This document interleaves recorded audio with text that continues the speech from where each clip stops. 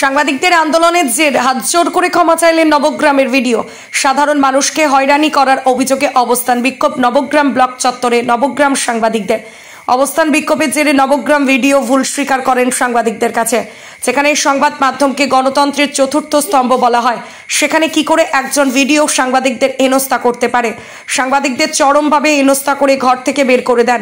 সাধারণ অসহায় মানুষের একাধিক অভিযোগের ভিত্তিতে সাংবাদিকরা ভিডিওকে প্রশ্ন করতেই পারে, কিন্তু একজন ভিডিও সাধারণ মানুষকে হয়রানি এবং সত্য ঘটনা তুলে ধরতে গেলে সাংবাদিকদের হেনস্থা করতে পারে কি করে? নবগ্রাম ভিডিও অঙ্কিত আগরওয়ালের সাংবাদিকদের ওপর এই আচরণের প্রতিবাদে নবগ্রাম ভিডিও অফিসের সামনে অবস্থান বিক্ষোভে বসেন নবগ্রাম সাংবাদিকেরা।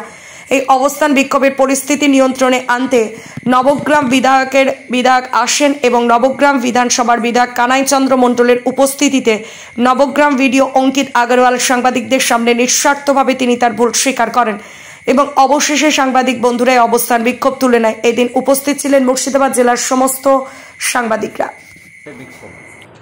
নবগ্রাম ভিডিও অফিসে সাংবাদিকরা খবর করার জন্য এসেছিল এবং সেই সাংবাদিকরা কোনো একটি বিষয় নিয়ে, সে বিষয়টা কি আপনাদেরকে বলছি, গেলে নবগ্রাম ভিডিওর দ্বারা হেনস্থা হয়, চরমভাবে হেনস্থা করে তার রুম থেকে বের করে দেয়। বিষয় হচ্ছে, বেশ কয়েকদিন থেকে বৃষ্টি হয়েছে রাজ্যের বিভিন্ন প্রান্তে এবং এর ফলে বিভিন্ন জায়গায় ইতিমধ্যে বন্যা দেখা দিয়েছে।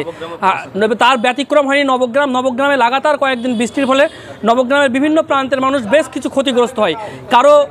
কারো ঘর ভেঙে যায়, কারো চাল পড়ে যায় ইত্যাদি বিভিন্ন ক্ষতিগ্রস্ত হয়। গত 17 তারিখ সেই সমস্ত বৃষ্টির ফলে ক্ষতিগ্রস্ত মানুষরা নবগ্রাম ভিডিওর দ্বারস্থ হন সাহায্যের আশায়, এবং অভিযোগ যেটা সামনে আসে, সাংবাদিকদের কাছে খবর আসে, সাহায্যের আশায় নবগ্রামের বিভিন্ন প্রান্তে সেই সকল সাধারণ মানুষরা ভিডিও অফিসে এসে ঘন্টার পর ঘন্টা বসে হয়রানি হচ্ছে। তাদেরকে কোনো সাহায্য করা হবে কি হবে না সে বিষয়ে কোনো সদুত্তর দেওয়া হয় না।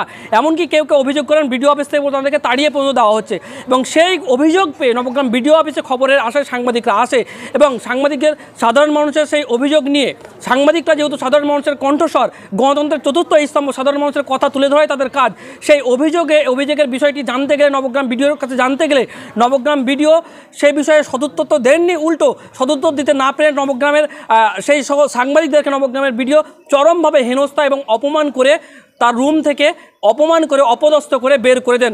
পরবর্তীতে এই বিষয় নিয়ে আমরা এসডিও এবং ডিএমকে মেল পর্যন্ত করে লিখিত অভিযোগ করি, কিন্তু এখন পর্যন্ত তাদের থেকে কোনো সদুত্তর পাইনি। আমরা আশাবাদী ছিলাম, আমরা তাদের হস্তক্ষেপ খেয়ে একটা সমাধান চেয়েছিলাম, কিন্তু আমরা অত্যন্ত মর্মাহত যে তিনারা উপরমহলকে আমরা অভিযোগ জানিয়েও কোনো সদুত্তর পাইনি। শুধু তাই নয়, উল্টো আরও একদিন আজকেও আমাদের বেশ কিছু সাংবাদিক নবগ্রামের বিভিন্ন প্রান্তে যে সমস্ত ধান চাষিরা ক্ষতিগ্রস্ত হয়েছে সেই সমস্ত বিষয়সহ বেশ কিছু বিষয়ে নবগ্রাম ভিডিওর কাছে প্রশ্ন করতে গেলে নবগ্রাম ভিডিও আবারও তাদের প্রশ্নে উত্তেজিত হয়ে যান, এমনকি বুম সরিয়ে দেন। যেখানে রাজ্যের মুখ্যমন্ত্রী মমতা বন্দ্যোপাধ্যায় সাধারণ ক্ষতিগ্রস্ত মানুষদেরকে সাহায্যের কথা বলছেন, তিনি মাঠে নেমেছেন এবং তার সমস্ত আধিকারিকদেরকে নমনীয় হতে বলছেন, মানুষের পরিষেবায় নিজেকে নিমজ্জিত করতে বলছেন। ঠিক সেই মুহূর্তে নবগ্রামের ভিডিওর দ্বারা সাংবাদিকরা হেনস্থা যেখানে হচ্ছে, সেখানে সাধারণ মানুষ কীভাবে পরিষেবা পাবে সেই প্রশ্ন কিন্তু উঠে যাচ্ছে। যেখানে নবগ্রাম ভিডিওর কাছে সাংবাদিকরা সুরক্ষিত নয়, সাংবাদিকরা হেনস্থার শিকার হচ্ছে, সেখানে আদৌ কি সাধারণ মানুষ নবগ্রামের ভিডিওর দ্বারা কোনো পরিষেবা পাচ্ছে? কোনো নবগ্রামের ভিডিওর কাছে সাহায্যের আশায় এলে তারা কি তার সঙ্গে দেখা করতে পারছে? তারা কি কোনো দুর্ব্যবহার শিকার হচ্ছে না? এই প্রশ্ন কিন্তু এই ঘটনার পর বারবার উঠে গেছে, এবং যেহেতু আমরা ওপরমহলকে জানিয়েও কোনো সদুত্তর পাইনি, আমরা যেহেতু মর্মাহত, তাই আমরা এর প্রতিবাদে আজকে অবস্থান বিক্ষোভ বসেছি। সমস্ত সাংবাদিকরা মিলে অবস্থান বিক্ষোভে বসেছি। যতক্ষণ পর্যন্ত উপরমহলের নেতৃত্ব এই বিষয়ে হস্তক্ষেপ করে একটি সমাধান না করে দেন, আমাদের অবস্থান বিক্ষোভ চলবে।